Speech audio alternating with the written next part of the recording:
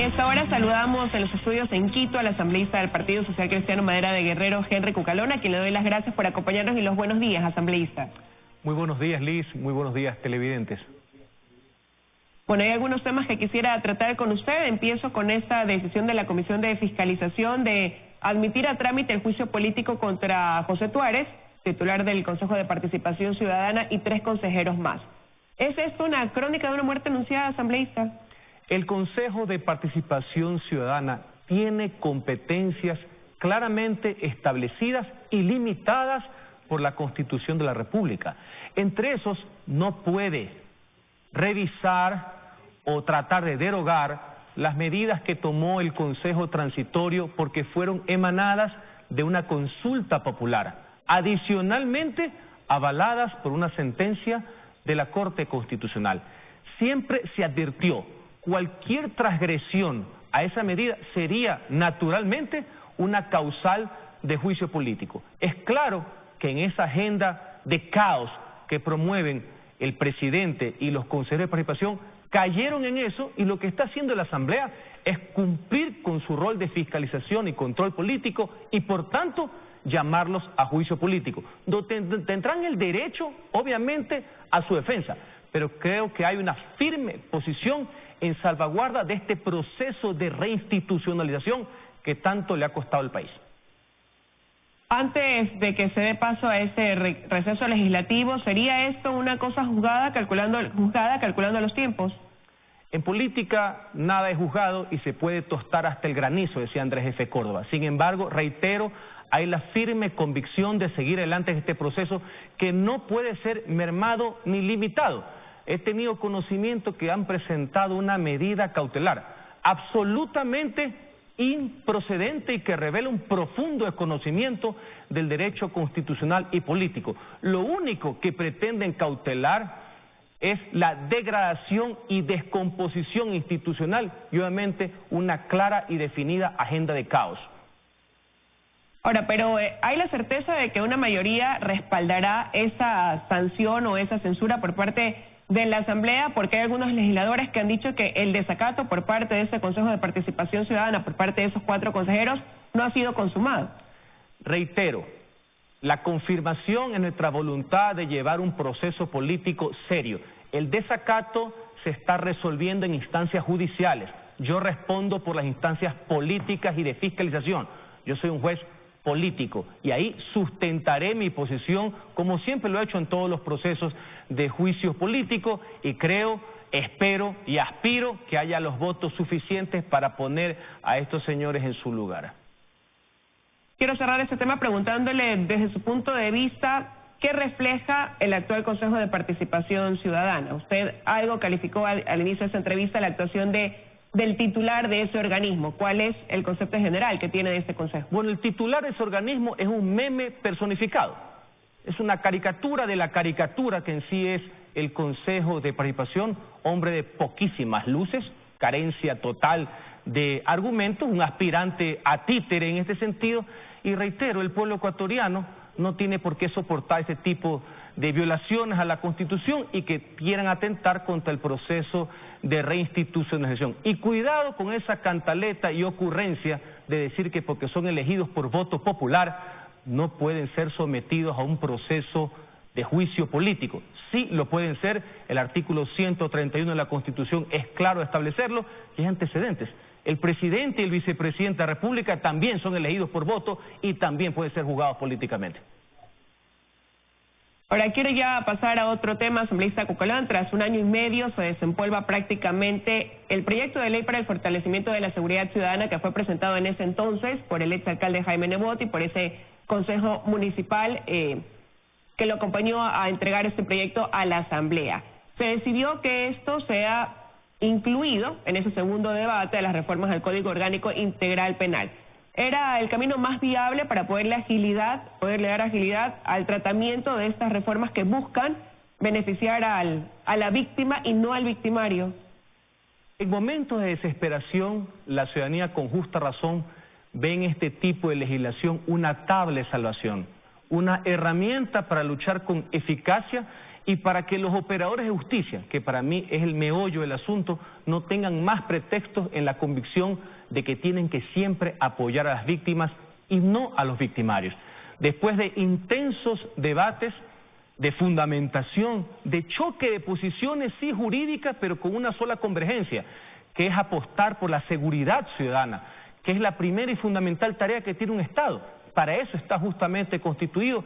Después de que comenzamos un debate ya en el Pleno, a partir del 9 de mayo, que continuó la semana pasada, se ha decidido por unanimidad que por esa premura, por esa urgencia, y reitero, para que ya no existan más dilaciones ni pretextos de los operadores de justicia, que estando a puertas el segundo debate del Código Integral Penal, porque fundamentalmente la Ley de Seguridad son todas reformas al COIP, sean tratados inmediatamente con ese peso, con ese apoyo que le da un respaldo conceptual que hubo la semana pasada en la Asamblea Nacional. Esperamos que en estos días, tal cual lo manifestó el señor presidente de la Asamblea Nacional, podamos entrar directamente a debatir estos temas que son los que le interesan a la ciudadanía, porque son los temas que no lo permiten dormir.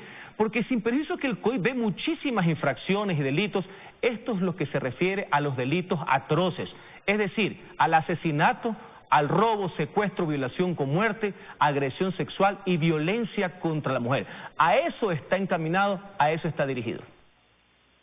Ahora, hay ciertos planteamientos que comienzan a originar una especie de polémica y que ya dejan ver posiciones encontradas al interior de la Asamblea, como por ejemplo el aspecto en el que se dice que se pueda identificar a aquel agresor que ha cometido este hecho en delito flagrante y que guarda relación con los delitos que usted acaba de mencionar. Ahí se pone en discusión que qué va a pasar una vez que esta persona puede haber sido expuesta en un medio de comunicación, expuesta a la ciudadanía, si después se comprueba que era inocente dentro de este caso. Ese ha sido uno de los temas que, habiendo coincidencias en cuanto a la finalidad, porque todos estamos en esta lucha, no hay que ser sectario ni dogmático, existen diferencias de corte constitucional y jurídico. Por eso es que hubo largos debates, no demora, jamás empolvado bajo ninguna circunstancia, yo no lo hubiera permitido, jamás. En que hasta qué punto la presunción de inocencia, que es una garantía constitucional para todo cometimiento de infracción, hasta que haya sentencia en firme, choca con la necesidad que tiene la sociedad de saber quiénes son las personas que han sido detenidas. En este caso, con las manos en la masa, delitos flagrantes, no cualquiera, y no con un abanico de delitos, sino con estos que son los que aterrorizan a la ciudadanía. ¿Por qué? Porque esto creo yo que mientras la prensa lo maneje de forma responsable, como creo que lo tiene que llevar, mientras no diga que es culpable, sino que diga la verdad, ha sido detenido en flagrancia en un delito de violación a un menor, creo que no atenta contra los derechos humanos a nadie, lo que sí se está atentando es contra el derecho de la sociedad de saber quiénes son los que quieren conculcar su derecho a la vida. Serán evidentemente los jueces quienes terminarán de tomar una decisión. Pero justamente ese es el debate. Creo que se ha abonado al respecto, creo que no hay una violación constitucional, pero enriqueceremos estos argumentos para poder tener una votación contundente en la Asamblea Nacional. Ahora, de nada servirá tener las mejores normas, las más idóneas para proteger al ciudadano, para proteger a esa víctima, si no hay ese apoyo eficaz, óptimo, de la parte ya judicial, ¿no?, de los operadores de justicia. Entonces, ¿cuál va a ser ahí la garantía de que realmente se va a proteger al inocente cuando ya han habido casos donde se cuestiona ese accionar judicial, porque más bien se ponen del lado del victimario, no de quien ha sido o ha sufrido una agresión? Usted ha citado el fondo del asunto. Leyes existen, podemos mejorarlas, podemos adaptarlas a ciertas realidades que suceden en la cotidianidad, pero sin un aparataje judicial comprometido, convencido, capacitado, honesto, que defienda justamente la vida y los bienes del pueblo ecuatoriano, no vamos a llegar lamentablemente a ningún lado. Uno de los grandes problemas no es que no se los detenga, sino que detenidos no llegan a sentencia. E inclusive, entre los pocos detenidos en este tipo de delitos, después se hacen acreedoras a medidas de prelibertad, cuando sin perjuicio de no querer soslayar jamás el derecho constitucional de la rehabilitación, si una persona que con el actual Código Penal puede ser sentenciado y con agravantes a 40 años por asesinatos múltiples, tiene que cumplir su pena integralmente y completamente para salvaguardar ¿a quién? A la sociedad, al pueblo, al que está afuera. Entonces eso es importante y se requiere ese compromiso. Si usted a eso le aumenta, y saludo esas iniciativas, de que la seguridad no puede ser motivo de ningún partidismo, peor de politiquería alguna, y que el ciudadano lo que requiere es suma de esfuerzo, acciones conjuntas, gobierno central, gobiernos seccionales, actitud y firmeza, dureza dentro del marco de la ley, de la Policía Nacional para salvaguardar justamente la vida de los ciudadanos. Eso es lo correcto, privilegiar, precautelar y tener la prioridad, que es lo que le interesa al ciudadano. Me parece muy bien que en la ciudad de Guayaquil, gobierno nacional y municipio vuelvan a trabajar en conjunto, también con la sociedad civil, para que puedan brindar recursos económicos, recursos operativos, porque esta misión nos incumbe a todos. Ahora, pero lo cierto es que, bueno, este proyecto para mejorar la seguridad ciudadana se incluye ahora dentro del debate de las reformas al COIP, pero ¿qué tanto se podría avanzar en ese debate precisamente cuando hay temas que pueden entrampar el avance del mismo? Me refiero, en este caso, al uso terapéutico, por ejemplo, del cannabis, que llega a formar parte tanto de ese debate en las reformas al Código de Salud, pero también del COIP, y el tema del aborto por violación. ¿Cuánto se podrá avanzar o estancarse debido a estos temas? Yo creo que estos temas apremiantes, reitero, que tienen que ver con la seguridad ciudadana, no van a ser dilatados más. Los temas que usted dice son importantes. Creo que se ha despenalizado el debate como tal, pero creo que hay un acuerdo entre las bancadas que eso no puede limitar la acción que tiene la Asamblea en solventar, en cumplir con esa demanda ciudadana. Y en los próximos días usted será testigo de aquello. Es que se lo pregunto porque justamente ayer algunos asambleístas decían que incluso resulta difícil ponerse de acuerdo en esos temas al interior de sus propias bancadas. ¿Cómo entonces podrá haber un elemento de consenso? Ese es parte también del debate. No se quejan que a veces las leyes pasaban como si fuera una xerocopia. No nos quejemos entonces del debate. Eso es saludable, eso es bueno para la sociedad. La Asamblea no tiene per se por qué ser una máquina de expedición de leyes que son desconocidas, que no son sentidas por la ciudadanía, porque no hay peor burla que la que después no se puede aplicar la ley.